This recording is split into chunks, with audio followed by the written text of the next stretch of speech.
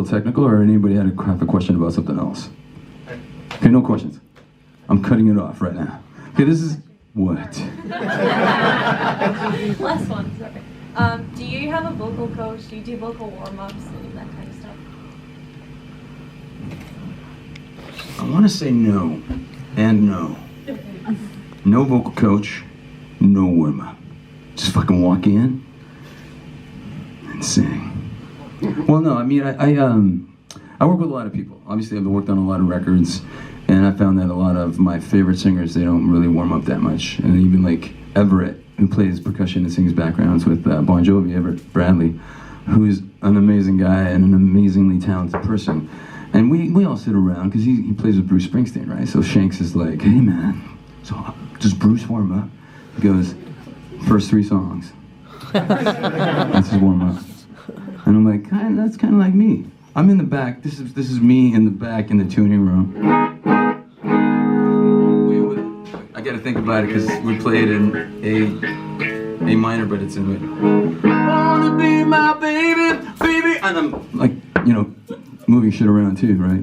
Moving this over here, and then changing my pants and shit. Wanna be my baby, baby. I was born. Okay, I'm ready. Let's go. Woo! No, there's a higher note in there. I'm transposing. That's it. I go, oh my God, get down the baseline. And I go, okay, I can do that. I can do anything. Let's go. And then, who the fuck? I'm not gonna mention any names. I'm just gonna point. Who the fuck does fucking the modulation of Livin On A Prayer full voice? This guy. I'm gonna give you an example. Again, I have to transpose. Are we taping still? Oh wait, are we live? I gotta stop these. I'm gonna give it so much on. Okay. We all do. That's right. We all do it full voice. Wait. Get transposed to F. So everybody.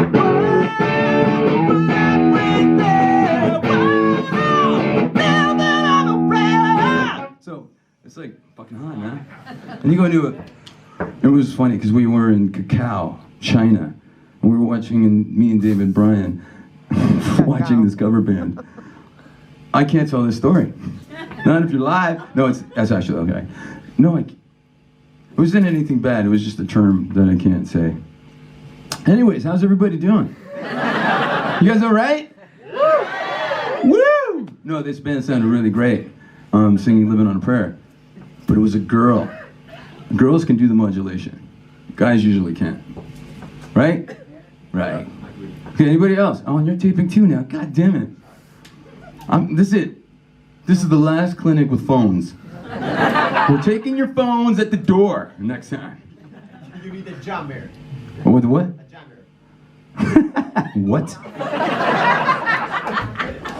Oh, I get it. So you can't go live, but you can still tape it and put it up the next day.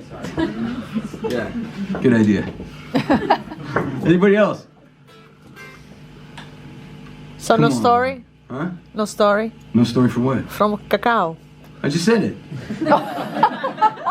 The band sounded great, but they had a girl singer, and the girl singer can do the modulation, but the guy can't.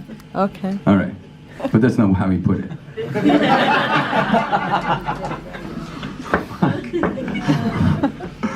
I'm gonna get to my room in a bit.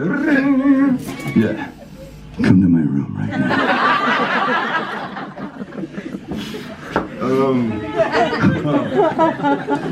I'm being too nice to you guys.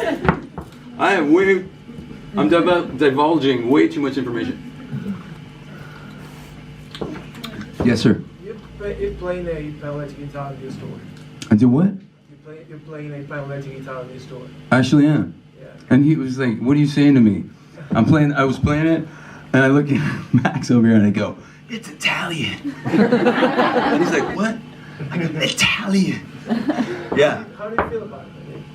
Do you work for them? Do you know that? Did you make a sandwich yesterday? Okay. See, I thought everything was no.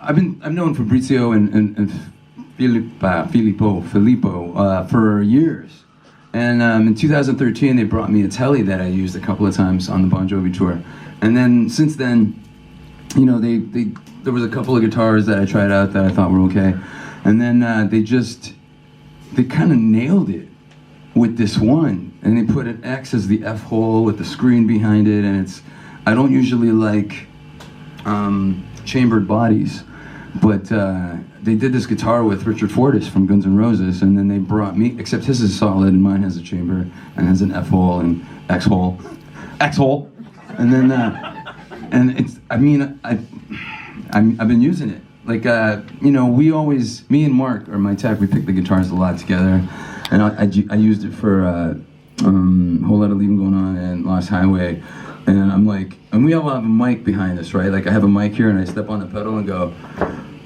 am I out of tune? He goes, no, it's Shanks. I'm like, this thing sounds amazing, right? And he goes, yeah, it sounds great. Oh, fuck. That's it. I think you should turn that off. I mean, I should have pulled the plug a while. You're not going to do that, are you? Okay, so, yes, the guitar is great. It serves its purpose because it's a little thicker sounding than a telly, but not too thick. So I use it for the songs that require a telly, but I want it to be a little thicker, so it's perfect for that. Yes? What's some of your favourite like scales and notes to play? Did you say scales? Yeah, scales and notes. What's that? I'm sorry. She's like, I'm gonna come to your clinic and listen and steal some licks, and I'm like, I'm talking the whole time. I'm a weirdo in that I love the pentatonic, and everybody says it's so simple, but I mean, then find something that isn't simple about it.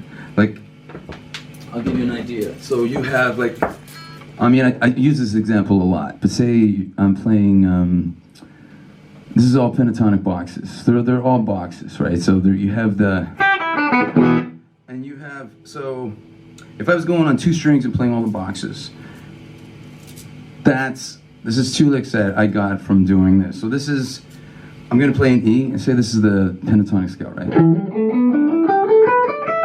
Right? So I take this lick, and I do it here. I take this lick, and I do it here. And this lick, do it here. And so forth. So basically just doing it on 2 strings. So it sounds like,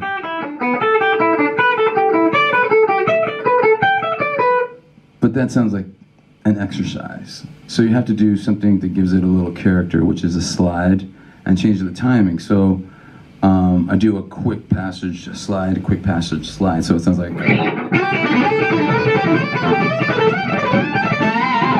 that kind of thing. So now you've taken the pentatonic and you did something interesting with it and gave it some vibe.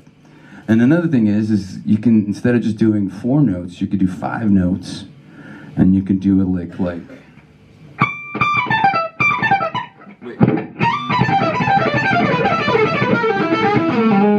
So that's still pentatonic, and then taking boxes and doing something like that's pentatonic too. So it's not like just staying in a box. It's spreading it out and making it say more. And then I also love the flat 5, so the pentatonic with the flat 5, and that's adding the. That's the flat 5. So I'm always, for instance, this lick that I did earlier. So I'm doing all the pentatonic, but I'm doing the flat 5. And then when I want to add a little more vibe to it, I might just bend the 3rd so it goes to the blue note. You asked the question, now you look bored out of your mind. I don't know, are you taking notes, or are you like, I know all this. So when it's been the 3rd, it sounds like, and you make a weird body movement and shit, and everybody's like, he's having a spasm or something.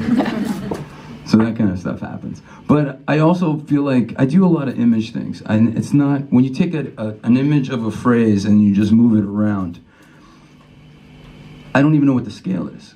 For instance, this shouldn't make sense, but it does. I just do, so I'm hitting both thirds. I'm still in E, by the way.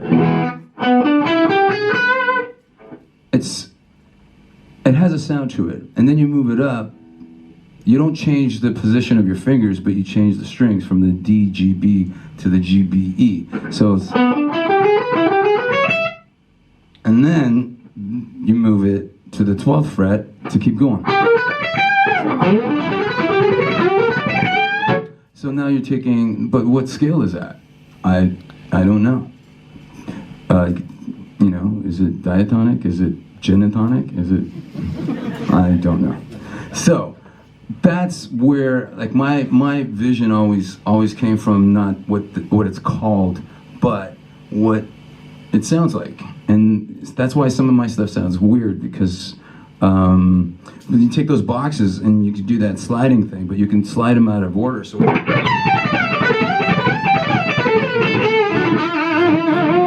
that kind of thing. So you're taking, it's still all pentatonic. I haven't changed anything. So that's when people go, yeah, man, all he plays is pentatonic. I'm like, okay. I don't need to talk to you, jackass. So, but it's. I think it's really important to explore, because, you know, even when somebody says, hey, when are you going to start playing a 7-string or an 8-string? And I'm like, I haven't done everything with 6 yet, so I'm not in a rush, you know? There's always room for improvement. There's always room for growth, always. I feel like that all the time. By the way, she shreds. This is Sophie guitar. Shreds.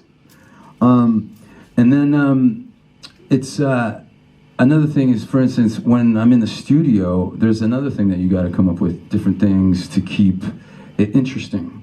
So, you know, you're not even watching me, you're watching the phone.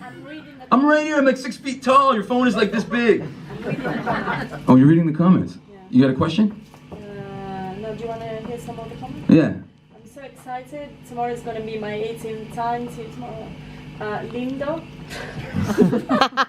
Ask if anybody's got a question. Anybody got a question? Just said I couldn't have tickets. Hello, gorgeous. Okay, they're talking to you now, right? Great Phil. I can't read the other ones. This guy's an arrogant asshole, does it say that?